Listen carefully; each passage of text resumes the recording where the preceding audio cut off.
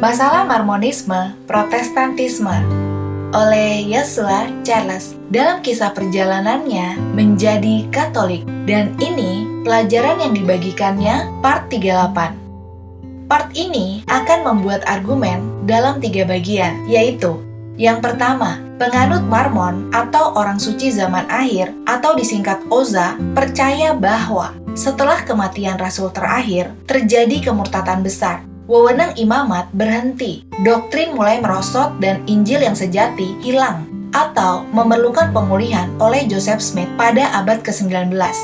Yang kedua, mayoritas penganut Protestan menolak berbagai doktrin yang diyakini secara bulat oleh umat Kristen kuno, dimulai dari para bapak gereja pertama yang dimuridkan oleh para rasul sendiri. Secara khusus, para Protestan ini menolak 3 doktrin utama, yaitu mengenai kelahiran kembali melalui baptisan, atau bagaimana kita menjadi orang Kristen.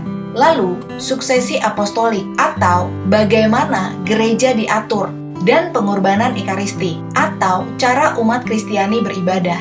Yang ketiga, oleh karena itu, disadari atau tidak, sebagian besar penganut Protestan percaya pada teori sejarah tentang kemurtatan besar, yang sebenarnya identik dengan teori LDS atau orang suci zaman akhir. Jika semua orang Kristen yang kita punya catatannya, termasuk murid para rasul, sama sekali salah mengenai bagaimana kita menjadi orang Kristen, bagaimana gereja diatur, dan bagaimana kita beribadat sebagai orang Kristen, mengenai 3 doktrin itu, maka tidak ada lagi yang salah tentang hal ini. Tidak ada gambaran yang lebih tepat mengenai kemurtatan besar-besaran selain kemurtatan besar. Hal ini tentu berarti bahwa makhluk ciptaan atau para reformis, Protestan, atau Nabi Joseph Smith dari LDS, mereka sama dengan mengungguli Sang Pencipta karena Injil dan gereja mereka, dalam tanda kutip, kini dalam satu atau lain bentuk telah bertahan selama berabad-abad. Padahal ketika Yesus awalnya mendirikannya, mereka langsung hancur. Lalu mari kita bahas satu-satu. Suatu kemurtatan besar. Gereja Kristus dari orang suci zaman akhir ini atau LDS percaya bahwa setelah kematian Rasul terakhir terjadi kemurtatan besar dan Injil yang sejati hilang. Secara resmi, LDS ajaran mereka mengajarkan hal berikut tentang kemurtatan besar, yaitu setelah kematian Kristus, orang-orang jahat menganiaya dan membunuh banyak anggota gereja. Anggota gereja lainnya menyimpang dari asas-asas yang diajarkan oleh Yesus Kristus dan para rasulnya. Para rasul dibunuh dan wewenang imamat termasuk kunci-kunci untuk mengarahkan dan menerima wahyu bagi gereja diambil dari bumi.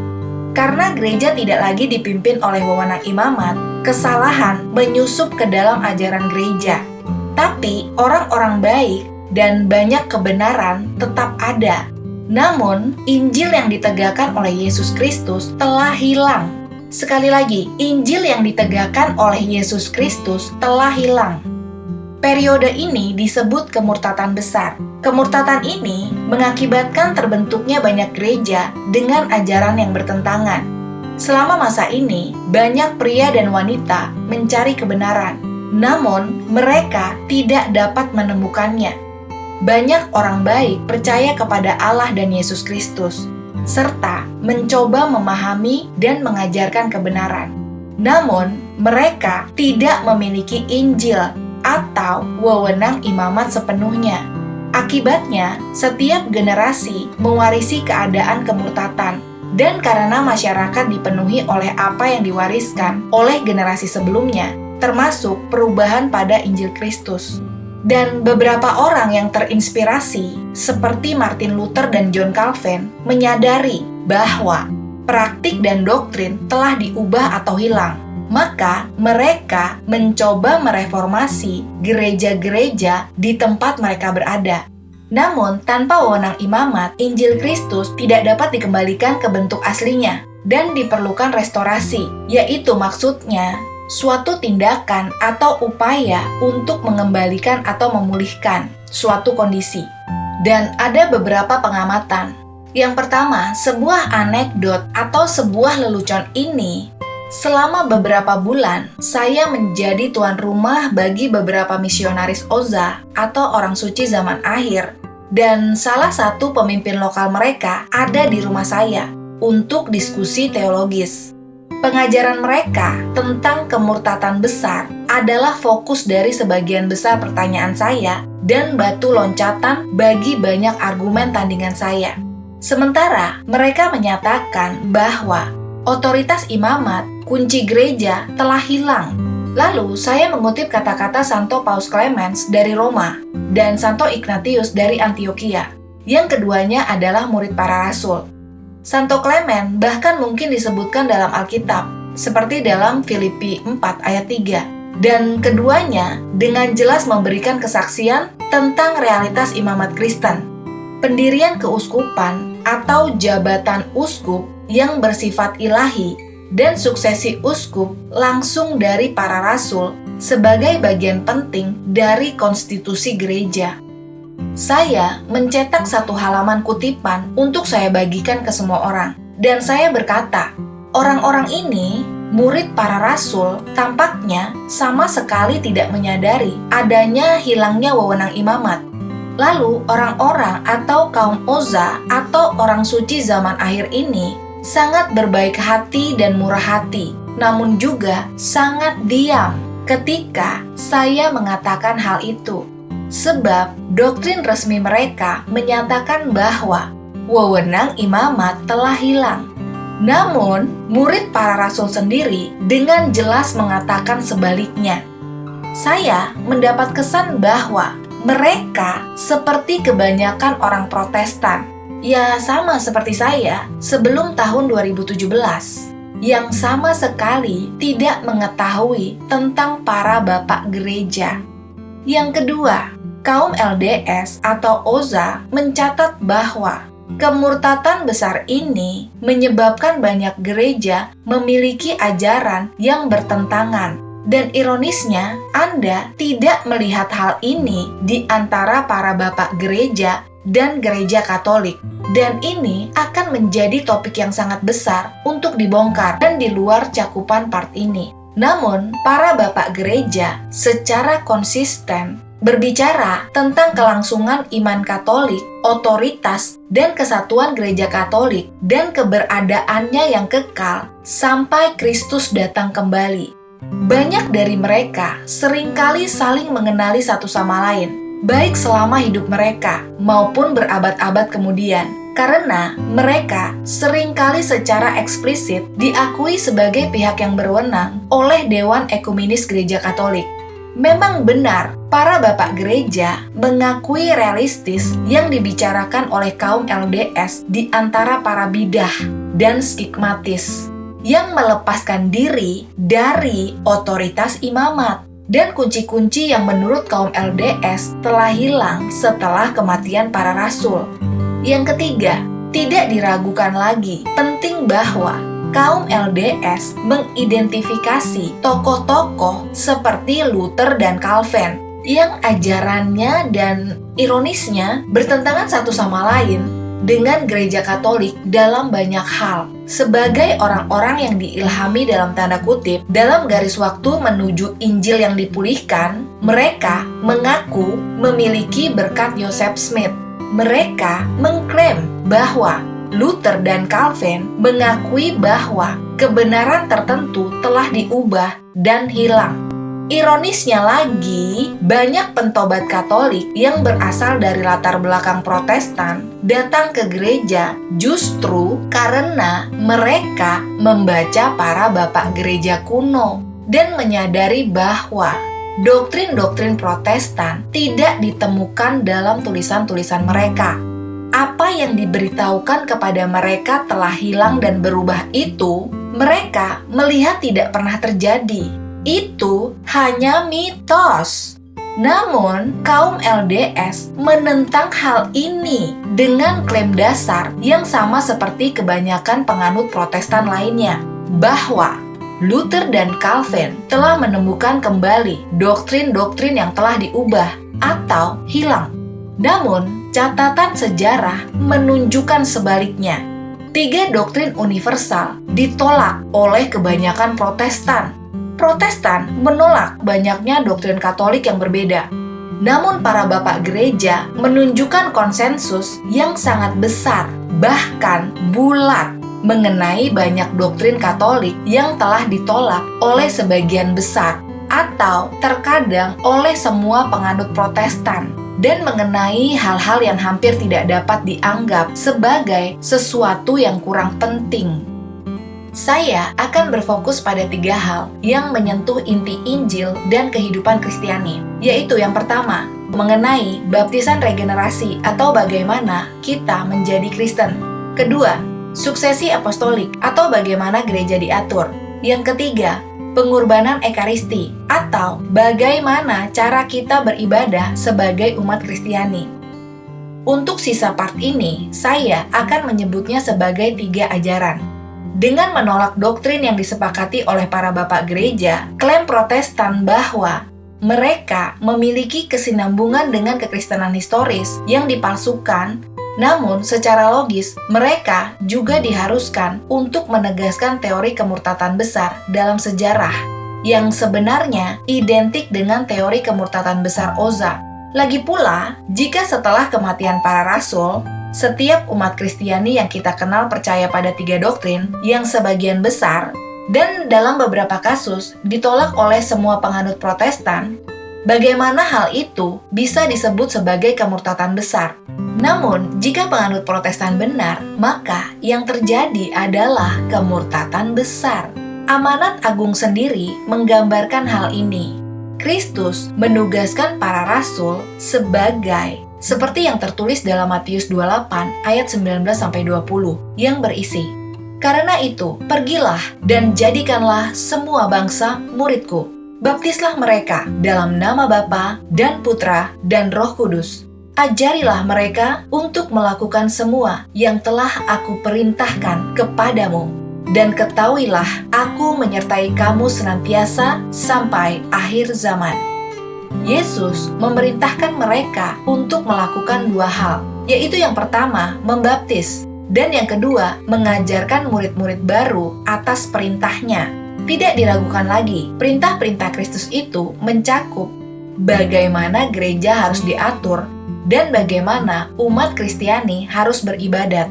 Dan ini adalah doktrin-doktrin yang penting, yang tanpanya tidak akan ada agama Kristen. Itulah sebabnya setiap denominasi Kristen dalam bentuk apapun mempunyai doktrin atau keyakinan tentang masing-masingnya. Oleh karena itu, 3 doktrin merupakan hakikat dari amanat agung itu sendiri. Dan pada masing-masing 3 doktrin, para bapak gereja sepakat dalam menegaskan doktrin Katolik, serta menampilkan bukti. Dan mengenai hal ini berada di luar cakupan pada part ini. Namun, Anda dapat menemukannya beberapanya di antaranya yang membahas mengenai regenerasi baptisan, suksesi apostolik, dan pengorbanan ekaristi.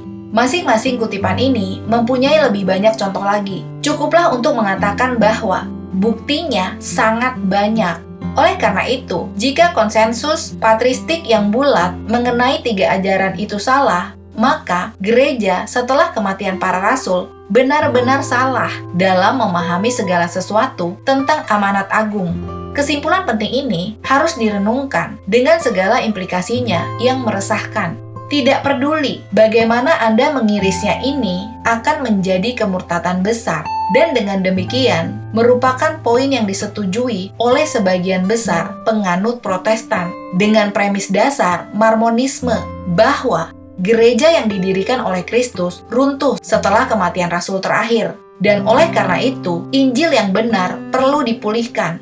Tidak mengherankan jika para pengikut LDS mengagumi Luther dan Calvin. Hal ini tidak perlu dikatakan lagi. Namun, demi kejelasan yang sempurna, kami mengakui bahwa kaum Protestan jauh lebih dekat pada kebenaran dibandingkan orang LDS mengenai apa Injil itu dan bagaimana Injil itu dipulihkan. Penganut Mormon dan penganut Protestan jelas mempunyai perbedaan pendapat yang besar. Namun, yang sangat penting adalah bahwa Masing-masing doktrinal mereka berasal dari anggapan yang sama, bahkan pembenaran historis yang sama, bahwa gereja asli yang didirikan oleh Kristus segera murtad. Banyak penganut Protestan yang tidak mengungkapkannya seperti itu, dan banyak yang dengan tulus percaya bahwa ini bukanlah pandangan mereka tentang sejarah. Namun, jika mereka percaya bahwa gereja telah salah dalam memahami 3 doktrin yang merupakan inti dari amanat agung, sebuah poin yang secara historis tidak dapat dibantah. Jika doktrin-doktrin yang diyakini oleh sebagian besar penganut Protestan itu benar, maka mustahil untuk mengklaim bahwa kemurtatan besar tidak terjadi setelah kematian para rasul, persis seperti klaim Oza. Oleh karena itu, berdasarkan 3 doktrin, semua orang Kristen yang catatannya kita miliki sebelum munculnya sekte Protestan pertama pada abad ke-16, mereka tidak memiliki iman Kristen yang sejati. Itu adalah kemurtatan besar. Mayoritas penganut Protestan menolak kesaksian bulat dari gereja kuno. Jadi, berapa banyak Protestan yang kita bicarakan di sini?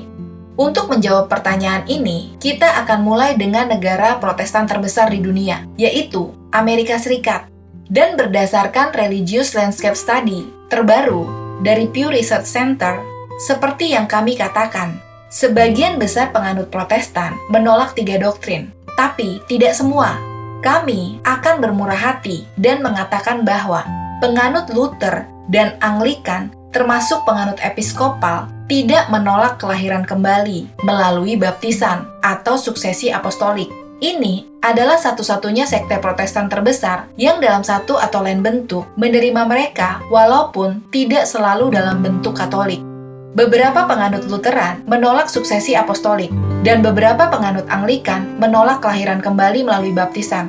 Namun, demi argumen, kami akan menetapkan bahwa semuanya menerima kedua doktrin tersebut. Namun, keduanya menolak pengorbanan Ekaristi.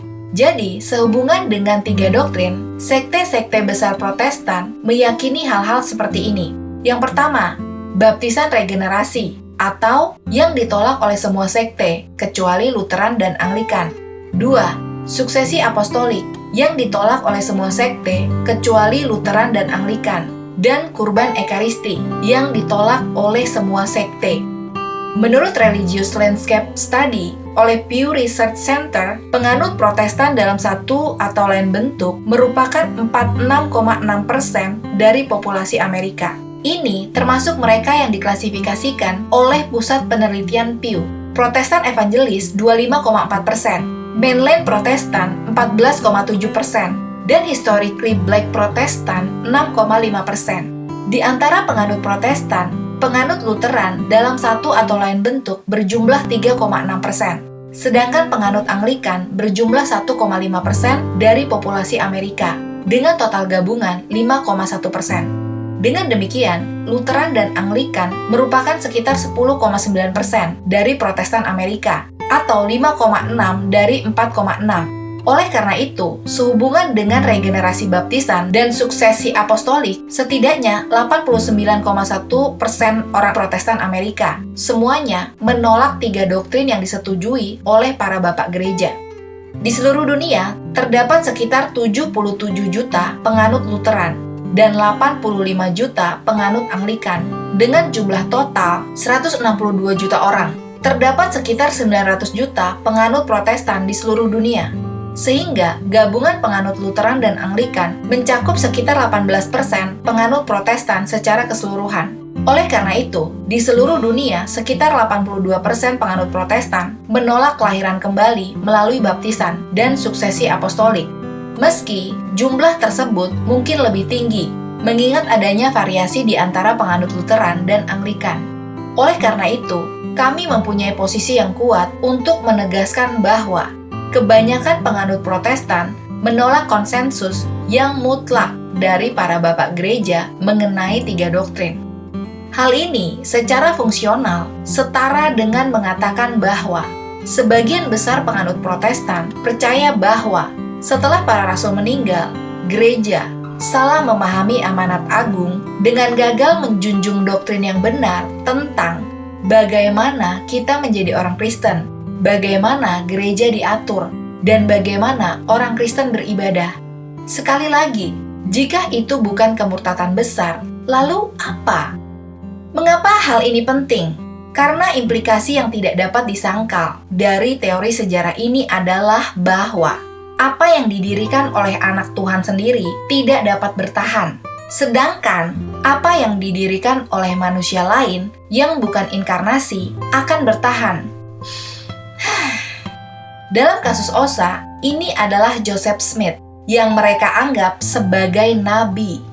Mereka bagi kaum Protestan yang adalah para reformis pada abad ke-16.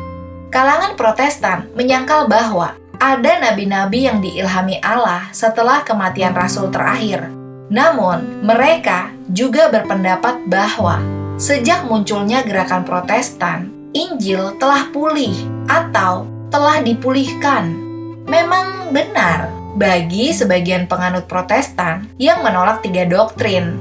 Itulah yang harus mereka yakini.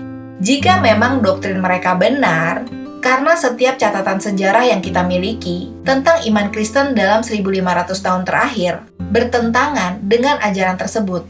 Tidak hanya itu, mereka juga percaya Injil yang sejati ini telah tersedia bagi dunia selama 500 tahun terakhir. Keyakinan ini memerlukan kesimpulan yang kejam, yaitu ini berarti bahwa apa yang dipulihkan oleh manusia telah berhasil bertahan setidaknya dalam 500 tahun. Sedangkan yang ditegakkan oleh Tuhan sendiri dalam rupa manusia, yaitu Yesus Kristus, bahkan belum bertahan setelah kematian para rasul. Apakah kesimpulan ini dinyatakan dengan lantang? Tentunya tidak. Banyak penganut Protestan menyatakan bahwa mereka hanya mengajarkan apa yang Alkitab ajarkan, yang berarti mereka mengatakan 3 doktrin itu salah. Namun, jika tidak ada orang Kristen yang percaya pada Injil yang benar, maka kesimpulan-kesimpulan yang mengganggu yang telah kami uraikan akan mengikuti secara apoditik, seperti 2 tambah 2 sama dengan 4. Menyangkal 3 doktrin yang secara universal dianut oleh semua orang Kristen, yang catatan sejarahnya kita miliki sebelum Injil tersebut ada, pada abad ke-16 hanya dapat berarti bahwa Injil yang sejati ini sejauh ini telah bertahan jauh lebih lama, setidaknya dalam 500 tahun, dan bertahan jauh lebih efektif dalam penyebaran Protestantisme di seluruh dunia ketika ditegaskan kembali oleh manusia dibandingkan ketika Injil tersebut awalnya didirikan oleh Yesus Kristus sendiri. Hal ini dapat dilihat dengan hanya membayangkan skenarionya, yaitu Yesus Kristus sendiri mengkhotbahkan Injil yang sejati, di mana 3 ajaran tidak berperan apapun. Dia mempercayakan Injil ini kepada para rasulnya, yang mengajarkannya kepada generasi Kristen pertama. Namun, setelah kematian Rasul terakhir, Injil ini lenyap sama sekali. Tidak hanya doktrin tersebut hilang, namun secara harafiah, setiap generasi umat Kristen menganut doktrin-doktrin yang secara langsung bertentangan dengan doktrin tersebut, hingga doktrin tersebut muncul kembali pada abad ke-16. Tetapi ini bukanlah akhir dari permasalahan setelah Injil sejati ini ditemukan pada abad ke-16. Injil ini masih tersedia dan bertahan selama 500 tahun. Berkat keajaiban teknologi-teknologi ini, bahkan telah menyebar ke seluruh dunia. Sesuatu yang tidak pernah mampu dilakukan, bahkan setelah didirikan oleh Yesus Kristus sendiri. Oleh karena itu, jika Injil yang sejati memang mengingkari 3 doktrin, itu berarti pendirian kembali Injil yang dilakukan oleh kaum Protestan pada abad ke-16 jauh lebih efektif dibandingkan pendirinya oleh inkarnasi sabda Yesus Kristus sendiri pada abad pertama. Inilah makhluk yang lebih besar dari Sang Pencipta. Makhluk-makhluk yang tidak dapat berjanji untuk tetap bersama gereja setelah kematian mereka. Entah Entah bagaimana, berhasil mengabadikan Injil yang sejati lebih baik daripada manusia Tuhan yang berjanji untuk tetap bersama gereja sampai Dia kembali. Ini hanyalah cara lain untuk mengatakan bahwa teologi sejarah yang dikemukakan oleh sebagian besar penganut Protestan, disadari atau tidak, pasti meninggalkan makhluk di atas Sang Pencipta. Singkatnya, inilah tepatnya yang selalu digambarkan oleh gereja dan para bapak gereja sebagai sesat. Mereka memilih untuk mempercayai pendapat seseorang tentang agama daripada apa yang sebenarnya telah diwahyukan Allah, seperti yang diajarkan kepada dunia oleh gerejanya yang merupakan miliknya, tubuhnya. Kesimpulannya, umat Protestan mungkin bergidik, ngeri, atau cemas. Tapi ini adalah konsekuensi yang diperlukan dari teologi mereka. Saya menduga sebagian besar penganut Protestan akan merasa ngeri dengan gagasan bahwa ini sebenarnya adalah teori sejarah yang mereka adopsi secara implisit. Apa yang ingin saya sampaikan kepada mereka adalah bahwa meskipun mereka terkejut dan tersinggung dengan pernyataan ini, fakta teori ini adalah satu-satunya teori sejarah yang tersisa bagi mereka, berdasarkan anggapan teologis mereka sendiri. Anggapan yang sama dengan Mormonisme. Tidak mengherankan jika anggapan seperti itu tentu membawa pada kesimpulan bahwa makhluk mampu menciptakan sesuatu yang lebih kuat dari Sang Pencipta. Wow! Gereja Kristus runtuh, jadi kami membutuhkan Joseph Smith untuk memulihkan itu. Injil Kristus telah hilang total, jadi kami membutuhkan Martin Luther dan John Calvin dan ribuan orang lainnya untuk memulihkannya. Tidak peduli bahwa mereka seringkali bertentangan, seperti mereka bertentangan dengan gereja. Premis-premis teologis dari sebagian penganut Protestan pasti dan mau tidak mau mengarahkan pada kesimpulan-kesimpulan ini. Demikian, semoga penjelasan dari Joshua Charles dalam pelajarannya menjadi Katolik dalam mempelajari sejarah gereja Katolik kuno ini dapat menjadi inspirasi iman kita semua. Dan tetaplah setia pada iman Katolik kita. Sampai jumpa lagi bersama saya, Benedikta. Salam sukacita.